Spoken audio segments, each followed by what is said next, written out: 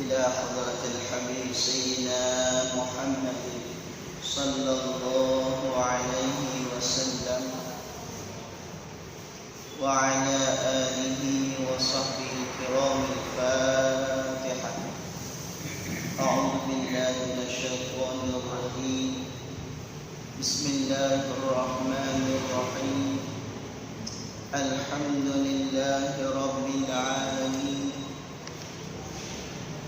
الرحمن الرحيم مالك يوم الدين إياك نعبد وإياك نستعين اهدنا الصراط المستقيم صراط الذين أنعمت عليهم غير المغضوب عليهم ولا الضالين.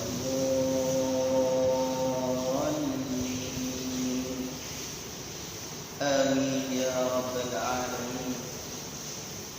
بسم الله الرحمن الرحيم. الحمد لله رب العالمين والصلاة والسلام على أشرف الأنبياء والمرسلين سيدنا محمد وعلى آله وصحبه أجمعين. سبحانك لا علم لنا إلا ما علمتنا إنك أنت العليم الحكيم. رب اشرح لنا صدرنا ويسر لنا أمورنا واحلل عقدة من لساننا يفقه قولنا. رب زدنا علما نافعا وفهما مستقيما وهداية للصواب. ولا حول ولا قوة إلا بالله العلي العظيم. ولا حول ولا قوة إلا بالله العلي العظيم. ولا حول ولا قوة إلا بالله العلي العظيم. قال الشيخ المصنف رحمه الله تعالى ونفعنا بعلومه في الدارين آمين. Kata musannif rahmatullahi alaih, ke-13-nya wajib kita percaya dan i'tiqad bahwasanya tetap dan sabit wajib bagi Allah Ta'ala bersifat dengan kalam. Bersifat dengan kalam artinya berkata-kata atau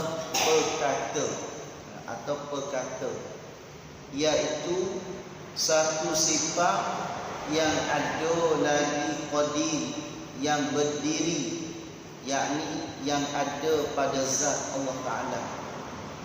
Tidak dapat diketahui hakikatnya, tidak dapat diketahui akan hakikatnya, tetapi tetap seperti yang tersebut. Tetapi tetap seperti yang tersebut. Nah, dengan Allah Ta'ala bersifat dengan sifat inilah ia boleh berkata-kata, yakni boleh memberi hati dan faham kepada siapa-siapa yang ia hendak memberi hati dan faham. Inilah dikatakan ta'alluq kalam, ta'alluq dilalah. Ini ta'alluq dilalah. Ini sampai di akhir pengajian, sampai di akhir pengajian kita, sifat-sifat yang wajib di atas kita dan sifat-sifat yang wajib bagi Allah Ta'ala di atas kita mengetahui dengan cara tafsirnya, iaitu 13 sifat. 13 sifat ni di antara Imam Abu Hasan Dan di antara Imam Abu Hasan Asy'ari dia kata 13 sifat. Dan demikian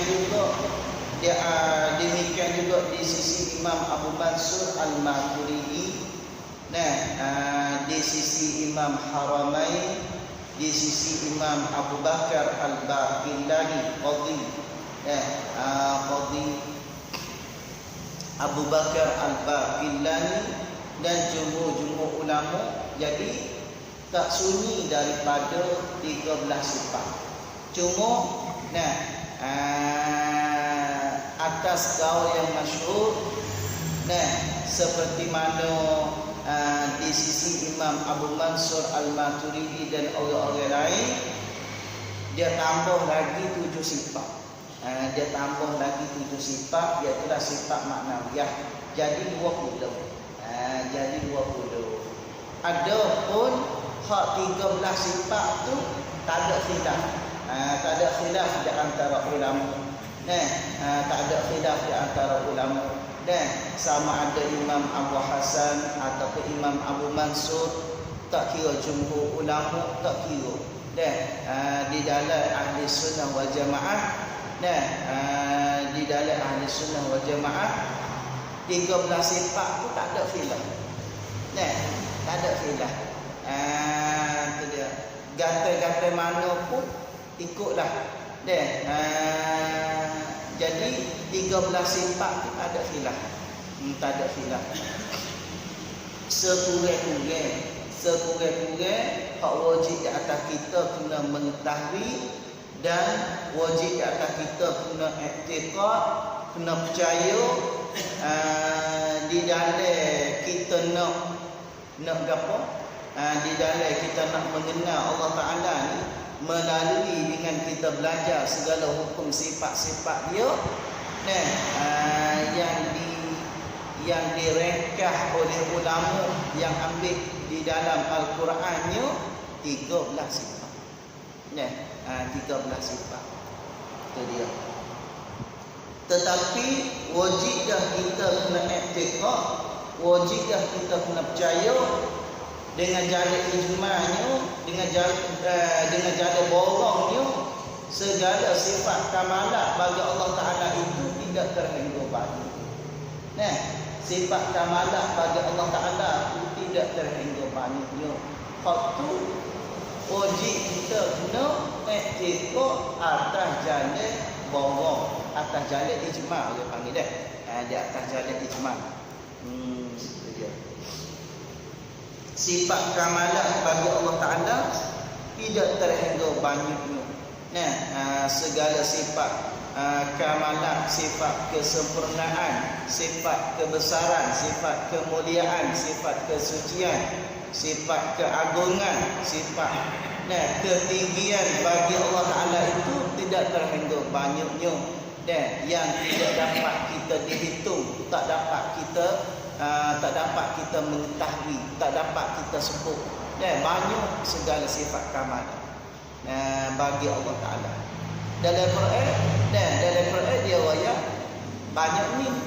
Dalam Quran dia wayak nama lagu ni. Tapi dalam kitab-kitab yang lain dia wayak nama lagu lain. Supaya nama Tuhan itu, nama segala nama Tuhan, segala nama-nama Tuhan itu hak yang kita dapat tahunya 99. Ada sebut di dalam Al-Quran 99 segala nama-nama bagi Tuhan.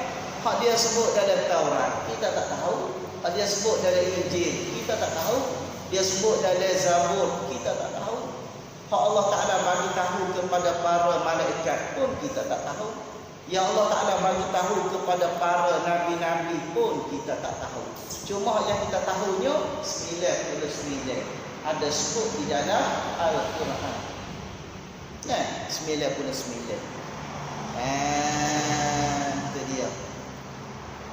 Tapi ada di dalam satu amalan, ada sebut di dalam satu amalan, dan boleh jadi kita sini ada biasa baca tua-tua, orang tua-tua. Ada satu amalan orang panggil doa. Doa ni dibaca tiap-tiap hari pagi. Pagi kalau tak luar masa pagi kita baca. Lepas ngorib petang ikutlah masa mana biar ada sekali-sekali. Orang panggil doa selamat jiwa. Ada. Orang panggil doa Rihul Ahmar. Boleh jadi orang tua kita sini biasa duk bawa. Biasa tahu. Doa Rihul Ahmar. Berkaitan dengan orang panggil angin merah. Angin merah. Rihul Ahmar. Biasa dengar tak? Biasa dengar. Terupah habis dah. Doa Rihul Ahmar. Insya-Allah dengan berkat doa Rihul Ahmar, bagi orang istiqamah boleh baca tiap-tiap hari, orang ni akan dijauh oleh Allah Ta'ala daripada segala penyakit. Daripada segala penyakit. Di dalam tulang, di dalam orak saraf, di dalam daging, di dalam lagak, dalam darah, dalam tubuh badan kita, berkaitan dengan kepala, berkaitan dengan jantung, berkaitan dengan hati, berkaitan dengan wajah, berkaitan dengan segala-gala penyakit yang ada dalam diri kita, insya-Allah dengan berkat doa Rihul Ahmar, orang itu akan dibabah oleh Allah Ta'ala. Doa orang panggil doa Rihul Ahmar. Kalau orang itu dapat boleh istiqamah, jadi alhamdulillah. Doa Rihul Ahmar ada sebut di dalam doa Rihul Ahmar beberapa nama-nama bagi Allah Ta'ala yang kita tak biasa dengar. Kita tak biasa tahu. Pak yang kita tahunya 99. Ada sebut dalam Al-Quran. Tapi di dalam doa Rihul Ahmar dia ada sebut lagi nama-nama bagi Tuhan. Contoh kita kata, Ya Syamfaya, nama Syamfaya. Ya Buyutha, Ya Syamfaya, Ya Buyutha. Adunai Asba'utin Alim Syadarin Al-Wahid. Ya Buyutha, Ya Syamfaya, Ya Syamkita. Ya Syamkita, nama Tuhan. Syamkita, Buyutha, Syamfaya. Tu kita tanya Pak Do. Pak Do pada bina pada hafizahullah ta'ala, mudah-mudahan wa nafa'ana bi'ulumihi fidah. Kita tanya pada sebab di dalam tani kita ni tak ada dah tok guru hak dua. Tak ada dah tok guru hak dua, tak ada. Pada ada lagi. Pada bina pada. Anak murid pada Mekah lah. Ada lagi sekarang lagi umur tu setahun 100 lebih. Umur tu 100 lebih. Pada benar pada. Kalau ada masa boleh give ziarah orang tua-tua. Tok guru pada ni, tok guru je bapa dah sarah lagi. Tok guru je bapa dah sarah lagi. Pada benar pada ni masih tak ada lagi. Jadi dalam petani ni orang yang ada doa ni pada orang yang ada doa ni pada apabila kita biasa mengaji situ, kita dapat terima dengan pada. Jadi kita tanyalah pada. Kita tanya pada dalam doa Rihul Ahmar ni ada sebutkan nama-nama. Ya Buyutha, Ya Syamfaya, Ya Syamkita, Adunayil Asba'util Alim Syadayin. Gapo Pak? Dia duk sebut nama siapa?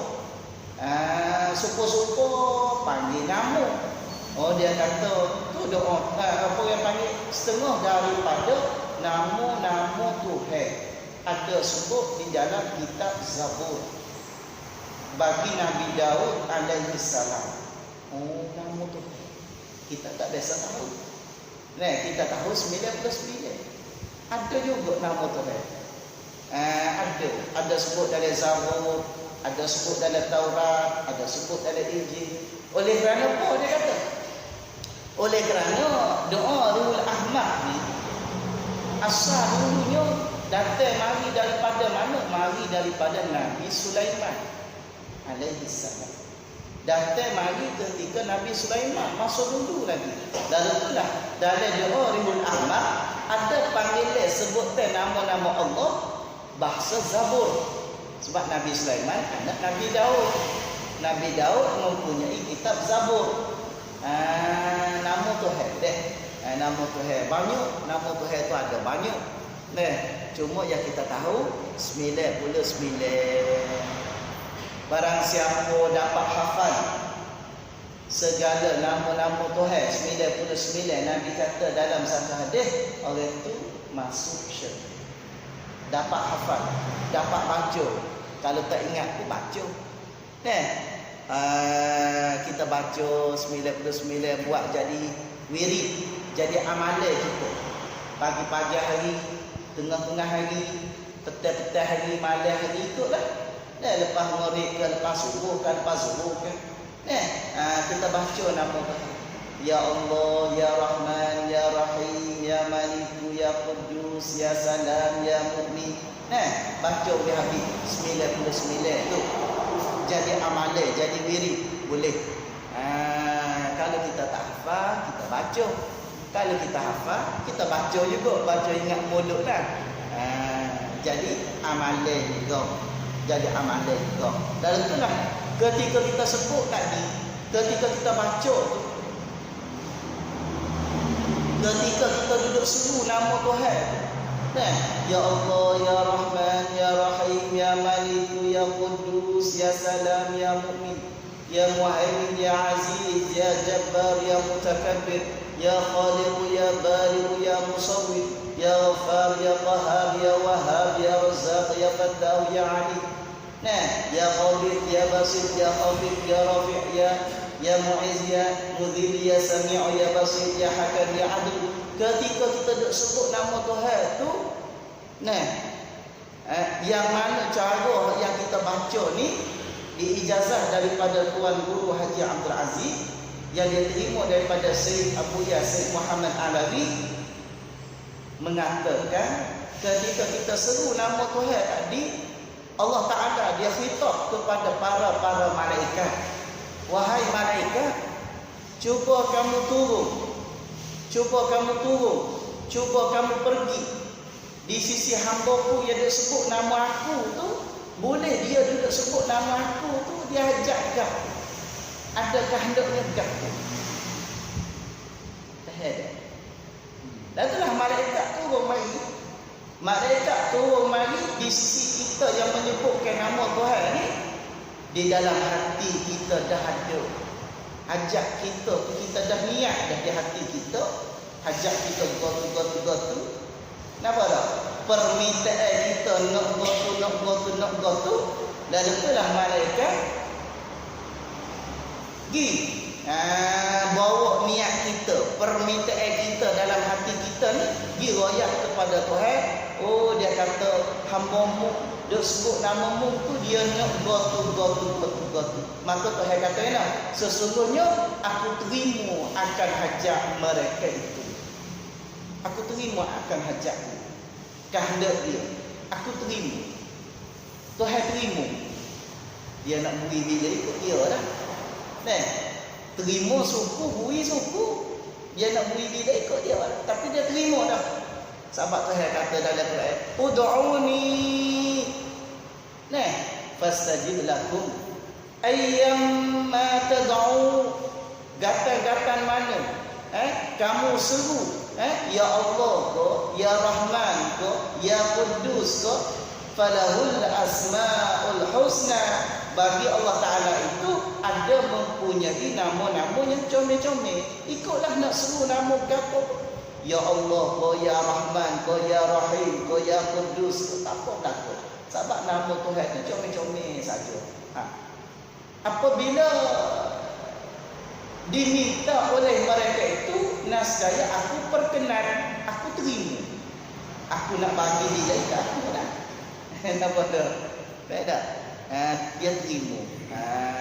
Dan itulah kalau boleh kita buat wirid, kita buat amalan kita. Kalau boleh tiap-tiap lepas semaya. Tiap-tiap lepas semaya di dalam doa kita. Sebentar ya. Tak ada lama tadi. Sebentar ya. Di dalam doa kita. Dan Bismillahirrahmanirrahim. Nah, Allahumma salli ala Sayyidina Muhammad wa ala ali Sayyidina Muhammad. Ya Allah, Ya Rahman, Ya Rahim, Ya sebut nama Tuhan. Sebut nama Tuhan berserta di hati kita niat. Apakah hendak kita? Niat. Nito dalam hati kita. Nah, boleh. Boleh kan? Nak minta lah. Nak minta. Minta suruh bawa dia kalau kita ni. Tak boleh. Nak pergi rumah. Nak pergi azak sini. Orang tak makan tu nak jalan. Nampak tak? Dia nak pergi rumah. Jadi banyak ke kita pun. Duduk dengan sungai itu. Duduk dengan sungai. Dengan sungai. Lepas tu so lagi tu, banyak saudara kita dapur tu, kita nak mencari minta dapur. Ada nama-nama. Boleh kita cari.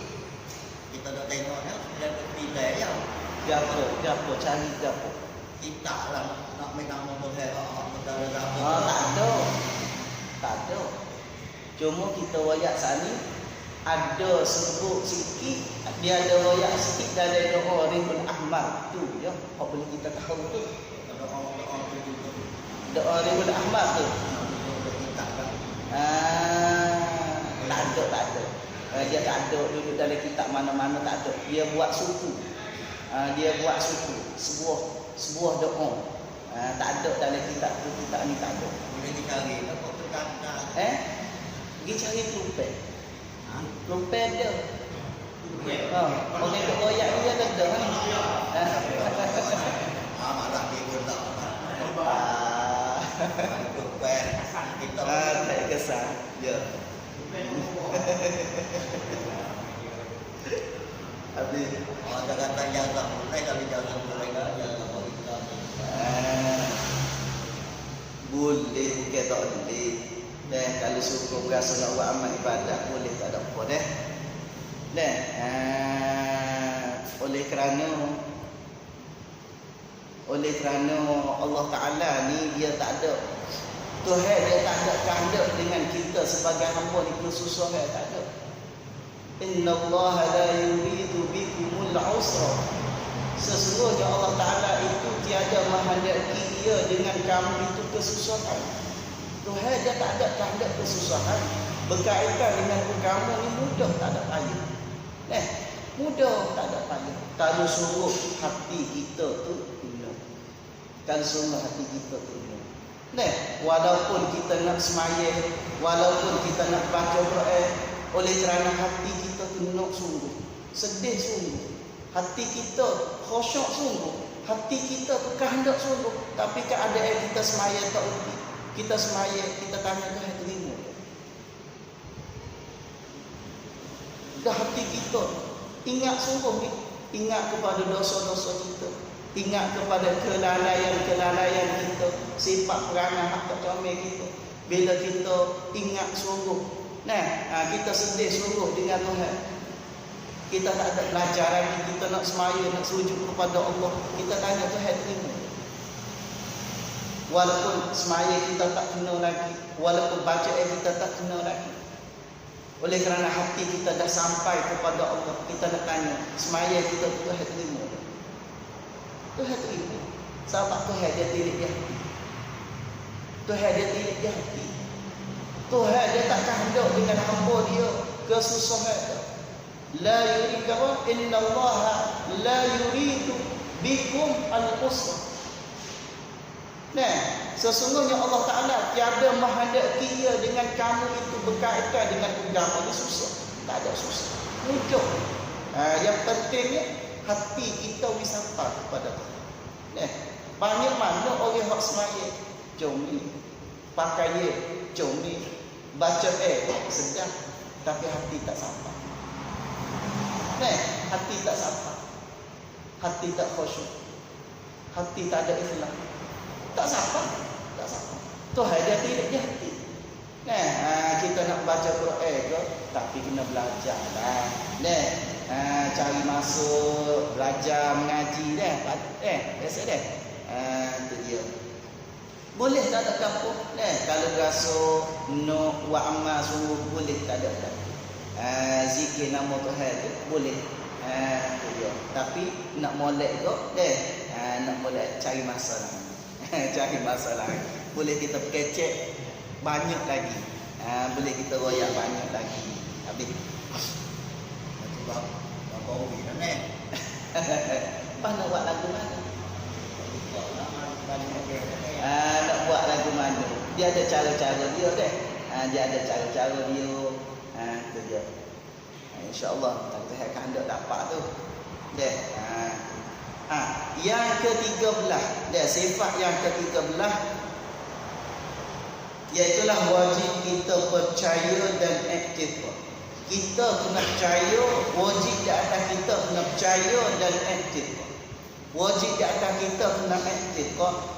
Kena mengaku sungguh, terima di hati kita, percaya sungguh dengan anggota lidah kita, percaya sungguh dengan hati kita, tekadnya di hati kita, terima sungguh bahawasanya tetap dan sabit sungguh lagi semua wajib bagi Allah Ta'ala itu bersifat dengan kalam. Bersifat dengan kalam. Sifat yang ke-13. Lepas pada ni tak ada dah. Lepas pada ni tak ada. Habis. Daripada awal kita mengaji sifat wujud sampai kepada sifat yang ke-13, sifat kalam. Lepas pada ni tak ada dah lagi. Cara-cara kita nak mengenal Tuhan, segala sifat-sifat yang Allah Ta'ala yang wajib di atas kita kena mengetahui sampai di sifat kalam. Habis dengan cara tafsir. Gapo dia kalam? Artinya berkata-kata. Artinya kalam itu berkata-kata atau berkata. Kedua-dua ni boleh berlaku, betul berlaku, kena berlaku. Walaupun bahasa dia ada beza sikit, ada berlainan sikit pun tak apa berlaku. Dalam kitab ulama-ulama pun dia ada tulis berkata-kata pada, dia ada tulis perkata pada. Jadi maknanya betul berlaku. Tapi dia beza sikit, dia ada berlainan sikit. Kalau nak hak betul sungguh kok berkata. Kalau nak betul sungguh berkata. Sebab apa? Kalau mengikut logat hak betul sungguh, kita kena kata berkata. Sebab kalam ni nama bagi sifat. Kalam nama bagi sifat. Kalau gitu bila sebut kata sifat, bila sebut kata sifat, orang panggil apa? Orang panggil masdar. Orang panggil masdar. Bila sebut kata masdar, dia tak ada menunjuk di atas hadas. Dia tak ada menunjuk di atas hadas. Bila sebut kata berkata-kata ni maknanya dia ada menunjuk di atas zaman, menunjuk di atas masuk. Berkata-kata maknanya berulang kali, berulang-ulang, berkata-kata kecil gitu. Kalau itu hak rupa berkata-kata ni tak kena dengan nama kata kalam. Dengan nama kata kalam tak. Oleh kerana kalam ni adalah masdar. Kalau itu hak betul sungguh orang panggil berkata. Payah. Misal mudah-mudah. Kita kata